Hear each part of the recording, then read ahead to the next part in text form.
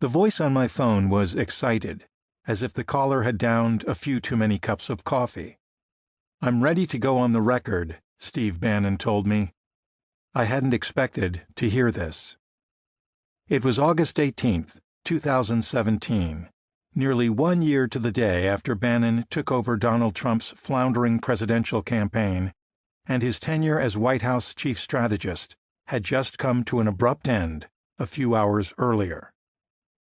Bannon's role in the White House had always struck me as a tenuous affair. He was a bomb thrower and an outsider with no experience operating the levers of government, a man with a gift for making enemies, and someone whose habit it was to feud bitterly with those with whom he disagreed. Trump's White House was full of them.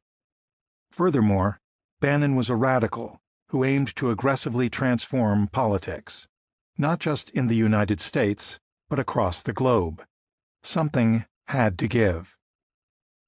Accustomed to the unchallenged authority he had enjoyed during the final tumultuous months of the Trump campaign, and besotted with the global celebrity he gained for masterminding Trump's stunning victory over Hillary Clinton, Bannon chafed at the strictures of life in the White House. He clashed repeatedly with everyone from Trump's daughter Ivanka and her husband, Jared Kushner, his close ally during the campaign, to the people he derisively referred to as the globalists or the West Wing Democrats, a group of Goldman Sachs executives whom Trump appointed to senior positions in his administration: Treasury Secretary Steven Mnuchin, National Economic Council Director Gary Cohn, and Deputy National Security Advisor Dina Powell. But what finally did in Bannon was his public profile and the anger it aroused in his boss. As Bannon told me back in February 2017, after Time dubbed him the Great Manipulator and splashed his glowering face on the cover, Trump doesn't want any co-stars.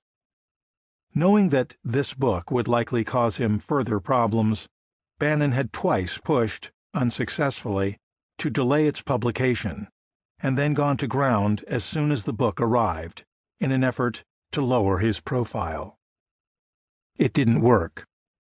The same morning he called me, August 18th, the Washington Post reported that Trump was upset about Bannon's participation in a book by Bloomberg News reporter Joshua Green, Devil's Bargain, particularly a cover photo giving equal billing to Trump and his chief strategist. Every time Green was on CNN, where he is now a contributor, Trump grew unhappy with his references to Bannon as a thinker and strategist, and upset that the conversation was not instead about Trump. In the end, the notion that someone other than Trump alone was responsible for his victory, and that is precisely the thesis of this book, was something that the president couldn't abide. So Bannon's fate was sealed. He must have known this. Still, Bannon didn't hold a grudge. Nor did he share Trump's belief that his historic victory was a one-man affair.